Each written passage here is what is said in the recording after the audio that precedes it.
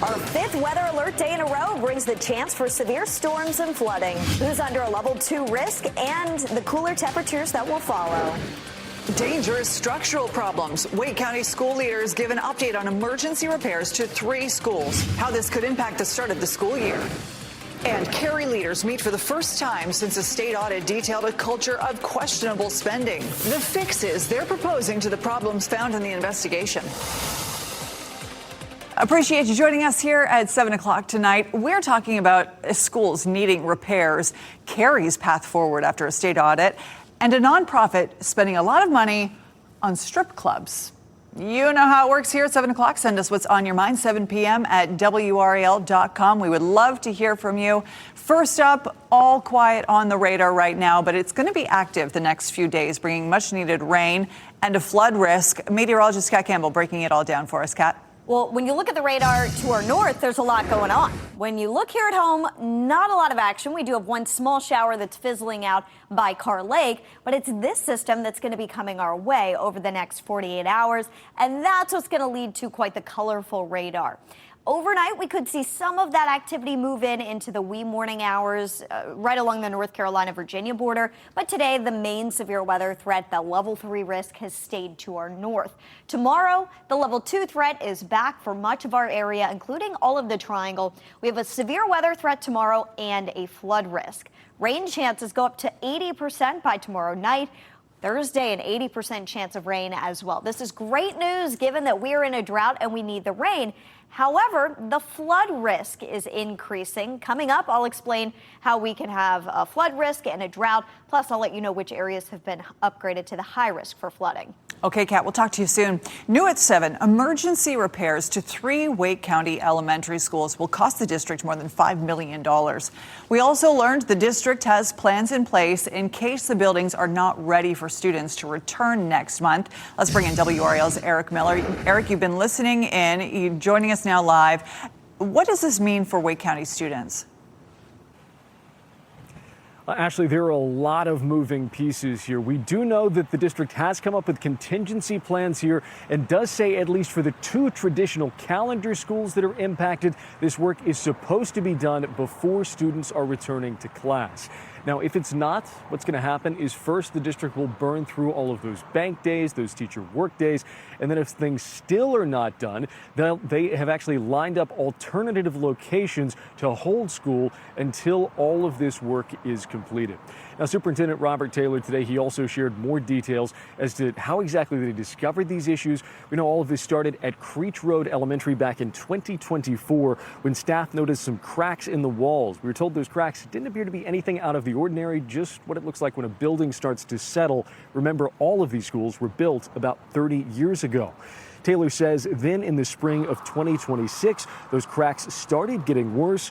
People were brought in to assess what exactly was going on, and that's when they found out that rebar and grouting had actually been left out of the classroom walls there and in the joints where the walls and the ceilings meet.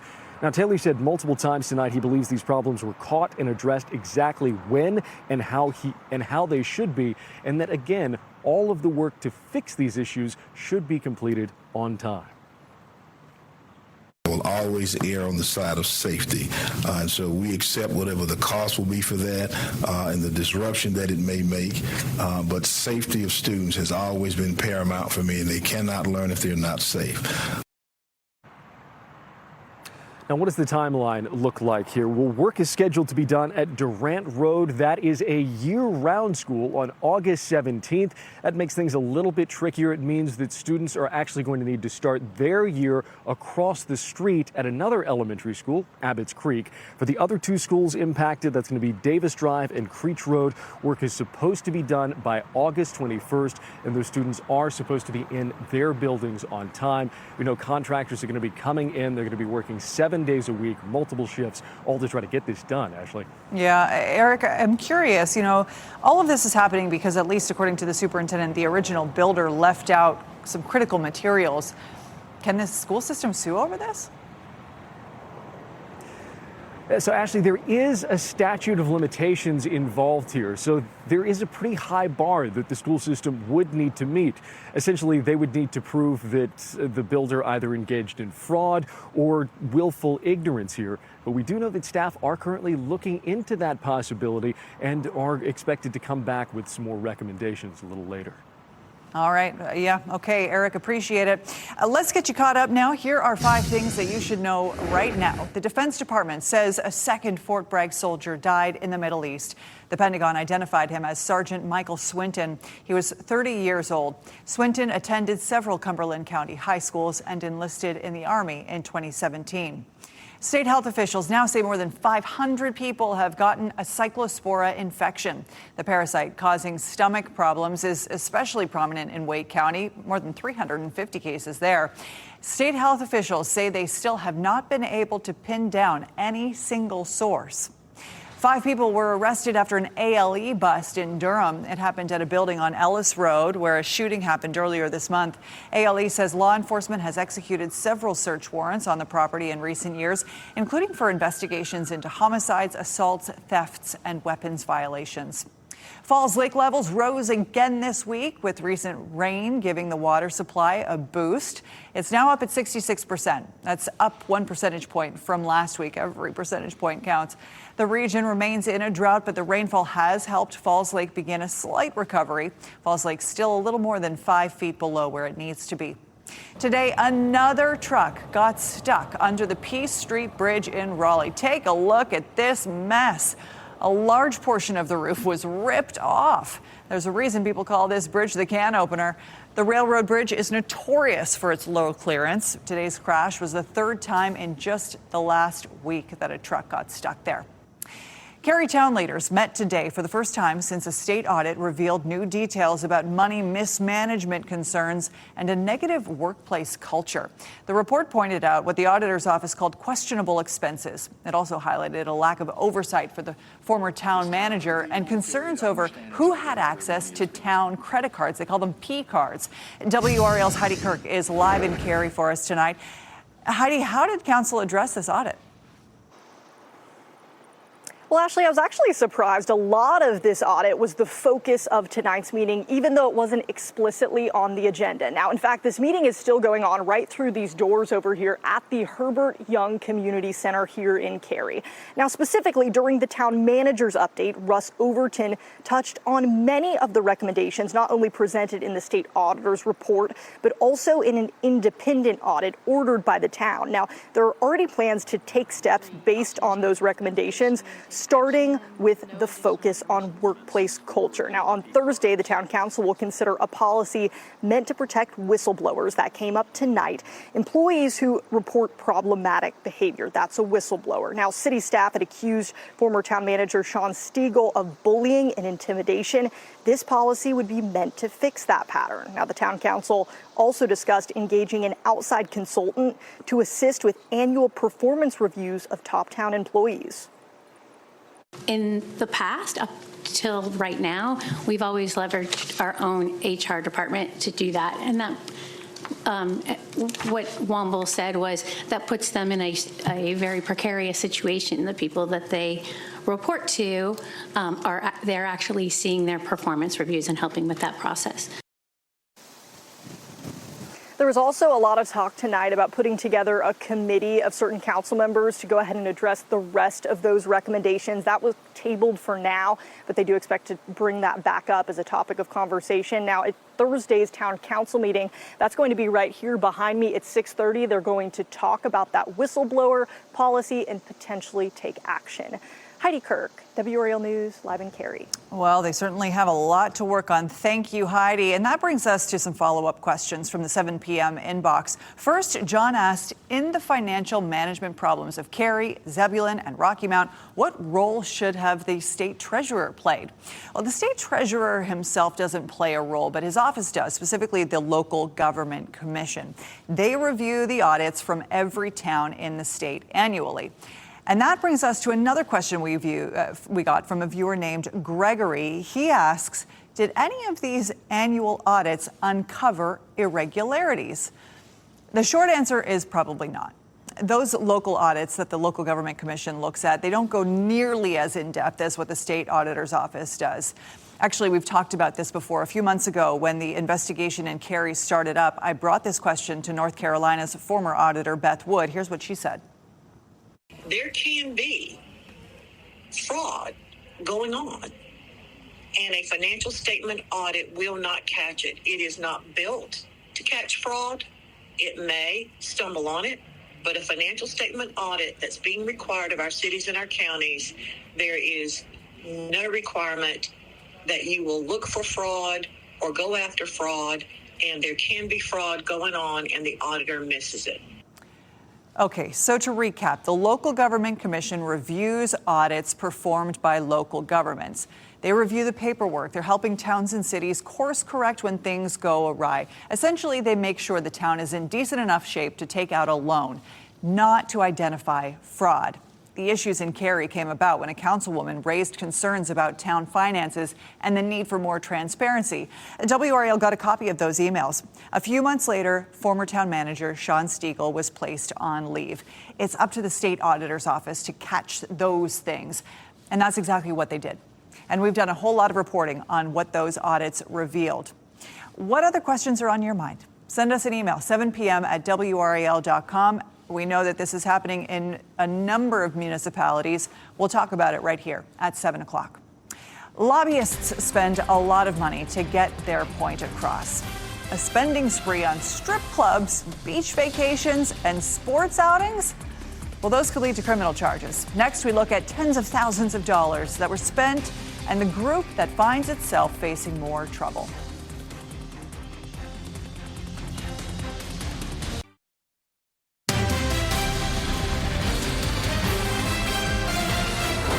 A search warrant, first reported on WRAL, reveals potentially illegal behavior from a North Carolina nonprofit. And this group has been in the news before. Maybe you remember this headline. A warrant reveals new details in case against North Carolina lobbyists charged over bourbon tours and gifts. Essentially, the lobbyist group brought state lawmakers on 2 different trips to Kentucky when they weren't supposed to. It turns out there may have been more illegal spending. $80,000 spent on strip clubs, golf outings, vacations, and more. I spoke with WRAL state government reporter Will Doran about how this came up and who was involved. Will, I want to start by just baseline. Who are these people? What is this organization all about? So this group is called Greater Carolina. It was founded a few years ago. It's a nonprofit. And like a lot of nonprofits in the state, it does some kind of political work. And we've seen more and more of these groups pop up, in part because when you're a nonprofit, you get some benefits, like you can keep your donor secret, you can keep your spending secret. Whereas if you're giving money to a politician directly, all of that is out in public. So we've really seen groups like this increase in both number and also just activity in recent years. Okay, that's got to play into this whole investigation. How is the investigation now broadening out?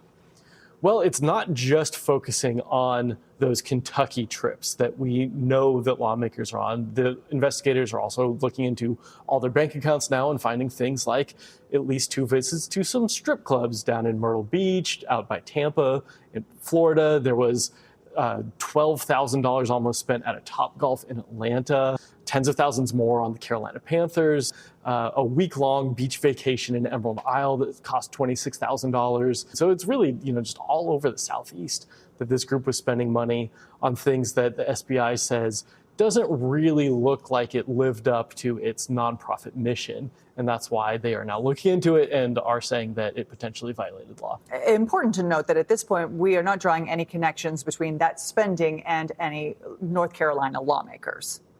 Exactly. This search warrant doesn't say that any lawmakers were on these trips. It also doesn't say that they weren't on the trips. We just don't know. Yeah. Some past warrants have named some of the lawmakers who were on the Kentucky trips.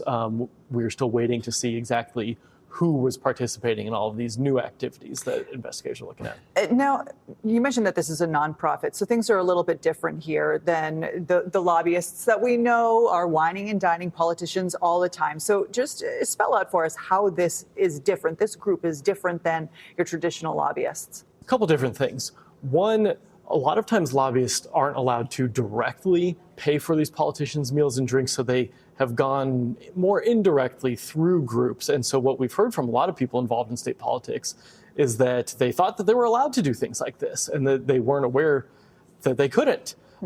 We've also just seen that the SBI says this group shouldn't have been using its money for personal or private enrichment, that they should have been supporting more of the social welfare that by law nonprofits are supposed to be supporting. So what are you going to be watching as this investigation continues on? Well, the big question is who gets charged next, right? We've spoken with Lauren Freeman. She has said that she does expect, the Wake County DA does expect new charges to be made in this case. She wouldn't say who, of course, because this is an ongoing investigation. But if any lawmakers are going to be charged, that would obviously be huge news. Yeah, absolutely. Well, Doran, appreciate your reporting as always. Thank you. Thanks. We got a little bit of a break today. Tomorrow it's going to be a different story. Right. The front's going to be back closer to us tomorrow. The flood risk is actually increasing. You can see a couple of counties here in red. That's where the flood risk has gone up to the high risk category. For the rest of us, we are under a moderate flood risk during the day tomorrow, prompting a WRAL weather alert day. And there's a chance of severe storms tomorrow. Thursday, that severe threat goes down, but the flood risk shown here is going to stick around. And it's still a medium risk for flooding for most of us in yellow. But now it's areas like Wayne County, Wilson, Edgecombe, Johnston County that are in a high risk for flooding on Thursday as that front slowly but surely tries to push to the south. We have Tropical Storm Bertha in the Gulf. That's moving away from us, still feeding into some of that tropical moisture. And then here comes the front that's going to be moving in tomorrow and Thursday. And maybe Friday, too. We still have a chance for storms sticking around even into the start of the weekend. We take these fronts during the summer months kind of day by day. We can get a good feel for tomorrow and the next day sometimes, but past that, it's really tricky because there's nothing to really push this front on out of here. It's just going to hang out, kind of bounce around each day in North Carolina. So figuring out exactly where that stalls Saturday and Sunday on a Tuesday is still pretty difficult. As we head into the day tomorrow, there could be some rain in our northern counties in the morning, but it's really the afternoon that things begin to ramp up. We still have rain and storms around overnight. So if you have a kid or a pet who does not like thunderstorms, you're probably going to be up pretty late with them tomorrow night. Thursday, probably soggy for the morning commute, but then as we head into the afternoon, we may see that concentration of storms begin to shift to the south. Friday, again, it's still tricky at this phase, but it's going to depend on where that front is, and the surrounding communities will have the best shot. 91 out there still, 97 for the heat index, 91 in Fayetteville with a heat index of 102, 102 for the heat index in Clinton as well as Goldsboro, and the heat index is still at 95 even in Roxborough. Live look at Pinehurst Resort and Country Club. You can see the golfers are out and about today, making up for lost time in yesterday's rain chances, I'm sure, even though they didn't have quite as much rain there as many of us did. Things are quiet on the dual Doppler 5000 radar. All the rain and storms are up in Virginia. Tomorrow, if you're trying to head to the pool, I know kids are going to be back in school before we know it. So a lot of parents are trying to get in their pool time while you can. Just a small chance of a storm tomorrow morning toward the Virginia border. Things should quiet down a little bit after that. And then as we head into the late afternoon and evening, that would be your best bet. So I would say midday into the early afternoon, if you're going to head to the pool, that's going to be the time to do it. It is still going to be hot tomorrow with a high of 90, but not terrible. And then check this out, 79 Thursday, 82 Friday, and 80 on Saturday. That's not going to be a crisp 79 by any means. It'll come with clouds, rain, and humidity, but 82 and 79 for highs in July. It's a big headline there, Ashley. It's a whole lot better than 100. Thank you, Kat. Hey, one last thing is next. A cross-country bike ride has wrapped up, and it raised tens of thousands of dollars for cancer patients along the way. We'll check back in with them after the trip.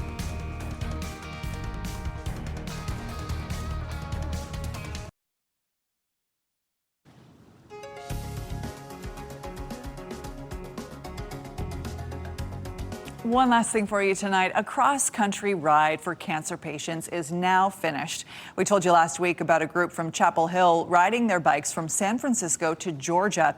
Yesterday, their 3,500-mile journey wrapped up on the shores of Tybee Island.